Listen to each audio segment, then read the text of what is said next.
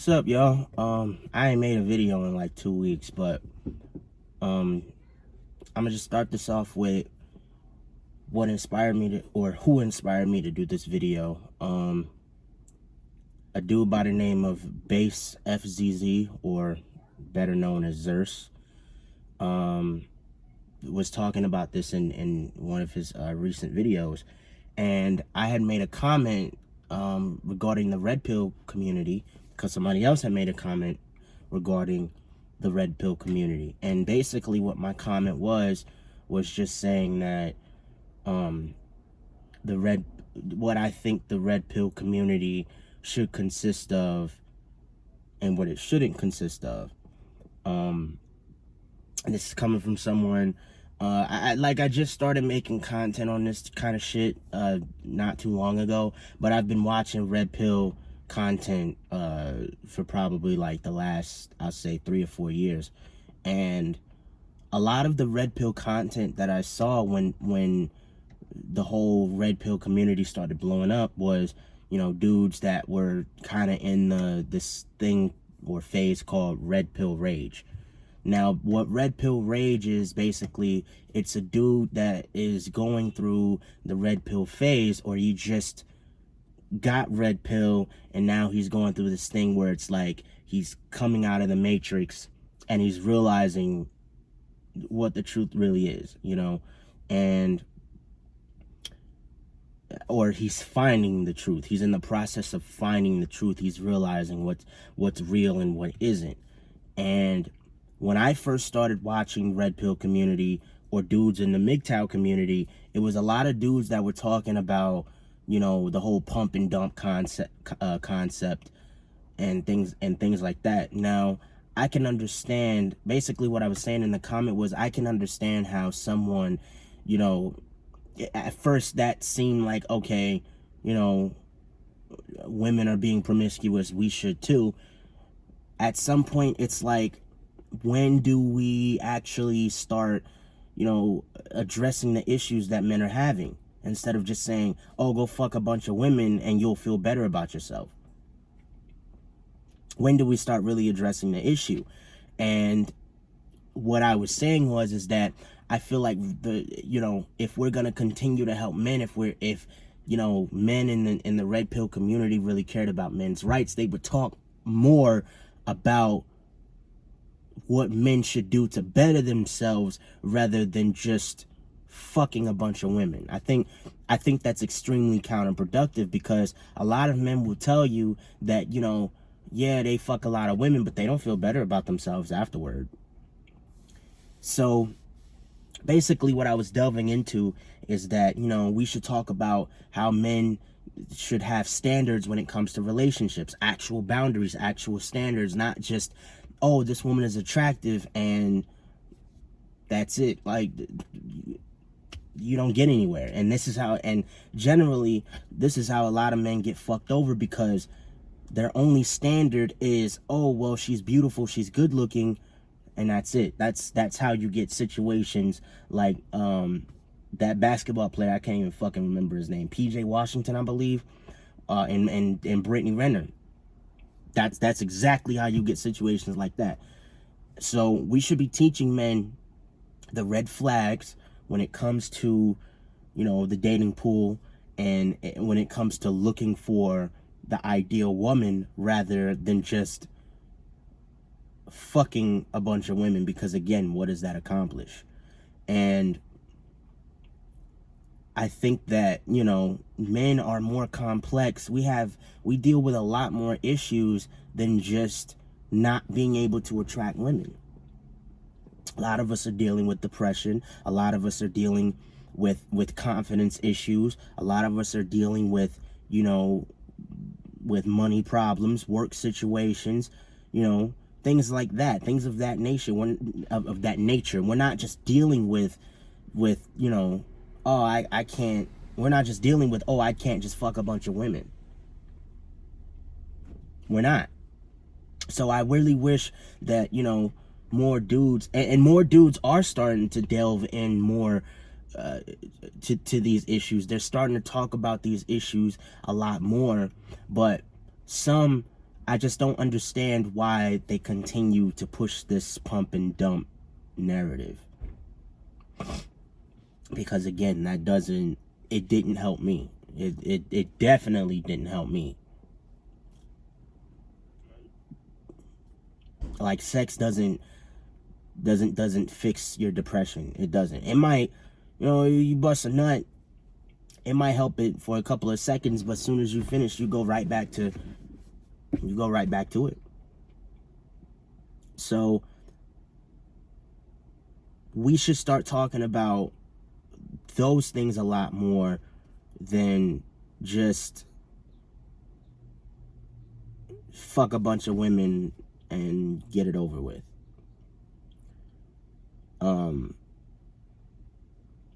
As a matter of fact, I'll even pull up the comments so I can kind of reference what it is that I was saying. So I'm not just like going off on a limb and, it's this awkward silence of me trying to figure out what it is that I was saying. And okay, then the next biggest thing that I addressed also was teaching men to value themselves. Young dudes to value themselves, because a lot of dudes will put a girl over themselves. A lot of men won't, they don't realize their value, and it's this dude looking at me. I hope you don't think I'm like weird, but I'm gonna continue speaking my shit. A lot of dudes don't value themselves. I fell into that state of mind, where it's like you do so much for everyone else, and I've talked about this before in a couple of my previous videos, where dudes don't do things for themselves. They're much more worried about those around them than actually taking care of themselves. Like, when I got my first apartment, because I'm 20 years old, I'm not that fucking old, but when I got my first apartment, I didn't even buy myself a brand new pair of shoes. I think when I bought myself a brand new pair of shoes, let me see, probably like 6 months through my lease, when I was living in that apartment, and I bought myself 2 pairs of shoes.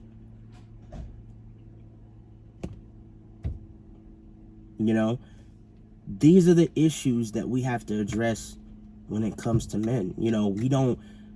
A lot of us don't get to live out our fantasies. We don't get to be who we want to be. And who I'm kind of referencing is, shout out to Angry Man, is we don't get, as men, we don't get to live out our fantasies. We don't get to be who it is that we want to be. At some point, you start a family, you have a couple of kids, you have a wife and whatnot. It's like your life is over. This is just what I've seen from dudes who are older than me. They have families, and everything that who they are just completely goes shipwreck. They have one part of the house that's dedicated to them, and even that part of the house really isn't dedicated to them. And it's a very fucked up thing. And that's why you have a lot of these married men that end up killing themselves. A lot of dudes are committing suicide. That's sad.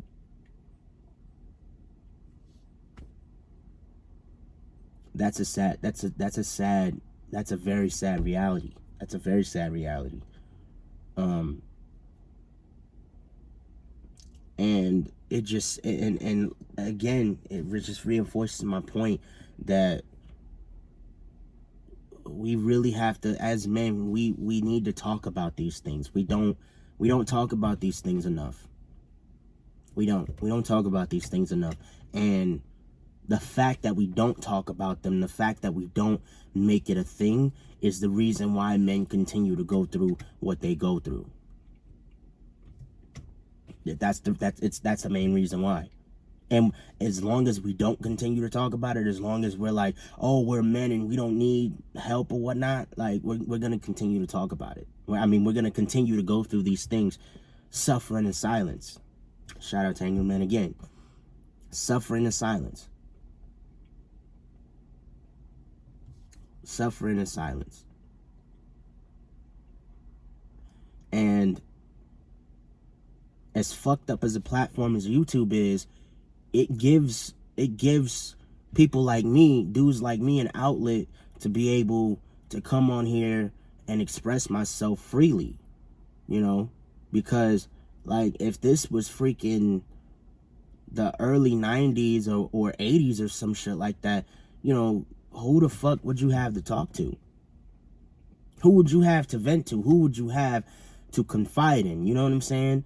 Like, that's why the internet to me, the internet is a blessing, because you can go on places like Reddit, you know, even as much as I hate Twitter, you can go on Twitter, you can go on YouTube, you can go on Facebook and stuff like that, and you can find people that are going through the same exact thing that you are. Or you can find people that can relate to your pain and your struggles and stuff like that.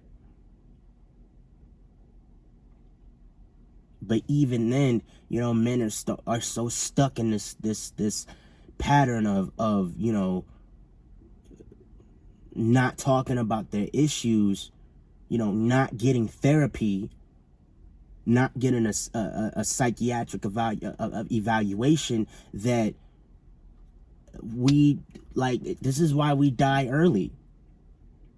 It's dudes out there right now that are dying early from stress. And if they weren't stressed, if whatever issues they were having, they just let them go, like, they would live longer. And I don't want to be like that. I don't want to get to 65 years old and I have a fucking heart attack or some shit like that because I just didn't let go of the pain that I'm carrying, you know? You know, like, I see women all the time, they fucking cry about shit. You know, they have groups and shit, like, fucking dedicated to doing shit like that. That's why you got women out here that be living to 105 years old. You don't live, my nigga, you don't live to 105 years old because, you know, you were this super strong person. You live to 105 years old because you were healthy, you expressed yourself in a healthy manner, you were able to get, you know, let out your cries and pains and struggles and stuff like that, and you were able to overcome that type of stuff. But a lot of men, they don't overcome the shit that they're going through. They just bury it deep within them, and they continue to walk through life and pretend it's not there. That's why a lot of men, they have outbursts, you know? They're so, a lot of men out there don't want to say it, but they're extremely sensitive. They're extremely sensitive when they talk to people, and when people say and reference certain things, because they're so all of that anger, that frustration is built up sometimes for 25, 30, 40 years. I've gone through that, and I'm 20. So if we can make a space for men, you know, to where they can express themselves freely without judgment, and, you know, in the red pill community, we actually address these things, I guarantee you men would be way better off than they are right now. Guarantee you. So anyway, I just wanted to make this little short, almost 15-minute video addressing it, because I made a comment and I felt like, you know, actually getting it out, freestyling it off my chest would be better, you know, for anyone that actually is watching these videos. I know I haven't uploaded in like the past 2 weeks. I just haven't really had much to talk about, but I think I'm gonna like try to find topics to talk about. Maybe I'll go more in depth to how I feel about the red pill community, and how I feel about this whole pump and dump narrative or whatever, because I think that the pump and dump narrative is such a backwards and regressive thing for men. Like it's not healthy. It's not healthy.